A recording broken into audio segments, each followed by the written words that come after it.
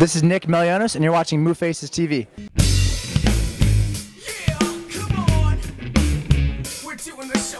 I'm Sarah Milstein. I'm the co-host of the Lean Startup Conference. This is the third year that we are doing it in San Francisco, and it has doubled in size since last year, just in the attendees alone. Some of the other numbers are, well, are vanity metrics, but they are things we're pretty proud of. Yeah. They call that sustainability, actually, not vanity, so it's not too bad. There you go. So yeah, could you mind describing exactly what is the Lean Startup methodology? What are kind of the key principles?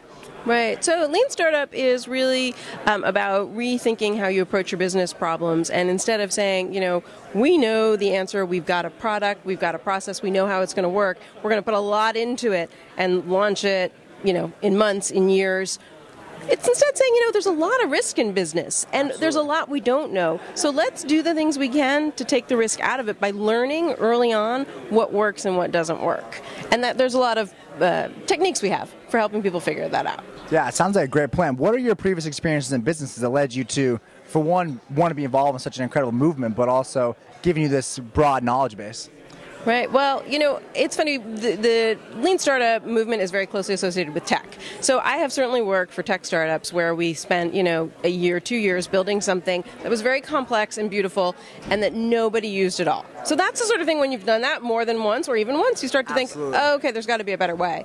But I would say one thing that I find interesting about it is that in almost any business, and I've worked in lots of other businesses, where, you find yourself writing books that nobody wants to read. You find yourself putting on conferences that nobody wants to attend. There's almost no business where you couldn't build something that nobody is going to be interested in. And, one of the things I find exciting about this movement right now is people are finding ways to apply the ideas across sectors in all kinds of products and processes. That's unbelievable. And so what do you love most about your work?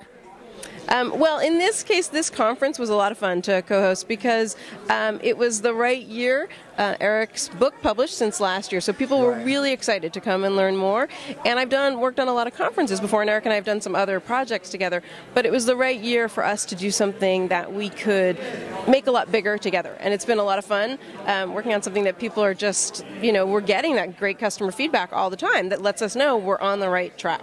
Absolutely. Love it. And so, Sarah, here's your chance right now to say, if you could give, what would be one word of advice you'd like to say? I wouldn't say do it in one word, actually. It may take more than that. We don't want to keep it too lean, but let's tell what's something that people can take away from this kind of event, but also your experiences in business in general.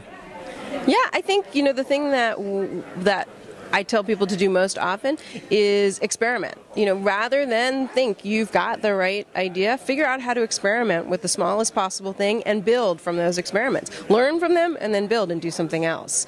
And, one of the things we did with this conference was early on, we did a soft launch of our tickets at a low price to see if anybody was going to buy. We sold them all out within a couple of hours, which was a very strong signal to us that we were on the right track. But if we hadn't sold them out right away, we would have done a whole bunch of other things before we started putting more tickets on sale. We would have signed more speakers. We would have made sure that the venue was more appealing. We would have talked to a bunch of customers to find out why they weren't buying. Right. And we didn't have to do that in this case, but we had the tools. And that's what I would say, use those tools to learn, to experiment, and build from there. That's perfect. Thank you. Yeah, and here we are again. Thanks again, Sarah. I really appreciate it. And, we look forward to the rest of the event. Thank you so much. Thanks again. Appreciate it, Sarah. Thank you. Yeah, you're welcome. Yeah, absolute blast. Oh.